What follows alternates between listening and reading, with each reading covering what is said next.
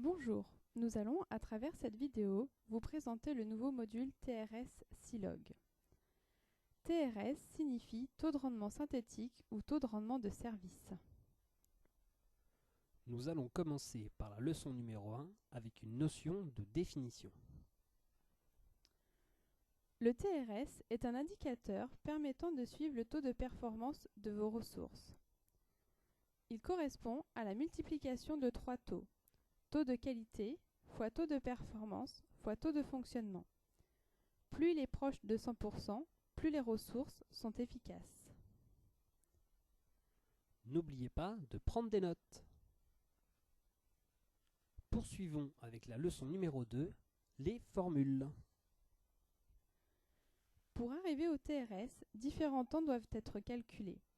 En partant du temps total, déduisez le temps de fermeture pour obtenir le temps d'ouverture, auquel vous enlevez vos temps non requis, comme les entretiens préventifs, les essais et les pauses, pour obtenir ainsi le temps requis.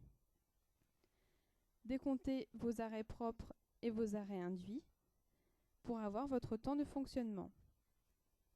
Une fois que vous avez déduit vos écarts de cadence, vous trouverez votre temps net qui, lui, se décomposera en temps utile et en non qualité. Sur une journée de travail, vous savez combien vous avez produit. Le TRS va plus loin et vous donne tous les éléments pour savoir combien vous auriez pu produire. Votre TRS est calculé sur les moyens de production définis dans Silog ERP, tels que les postes de travail, les ressources humaines et les machines. Il suffit de les associer à un calendrier avec des plages horaires. À défaut, le système prend le calendrier général. Une précision, si vous gérez une équipe, n'oubliez pas de la déclarer comme opérateur ou poste de travail. Ainsi, vous pourrez mesurer l'efficacité de votre ou de vos lignes de production, puisque le TRS met rapidement en évidence les endroits où les gains de productivité peuvent être obtenus. Concernant le module TRS, vous le trouverez dans le module Lancement et Suivi.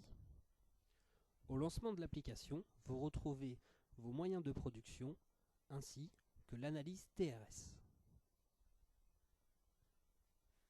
Avec le module TRS est fourni un utilitaire de transfert des données.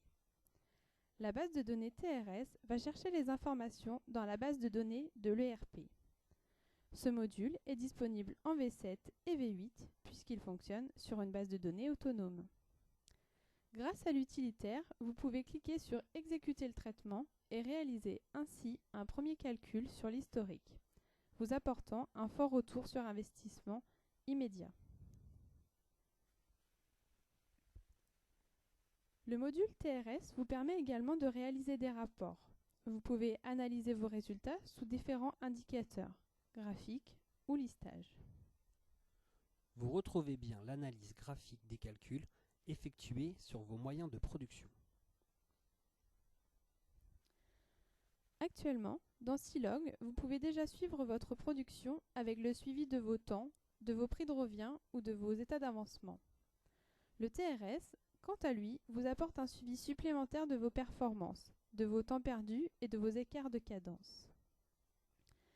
C'est donc une évolution logique du suivi de production qui permet une analyse fine des prix de revient, conjuguée à une identification précise des gains à obtenir. Passons au cas pratique avec un exercice. Êtes-vous prêt pour le TRS ?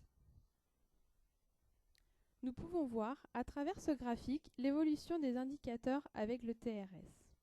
Le service commercial et le service production sont au même niveau pour analyser par exemple leurs marges et leur prix de revient.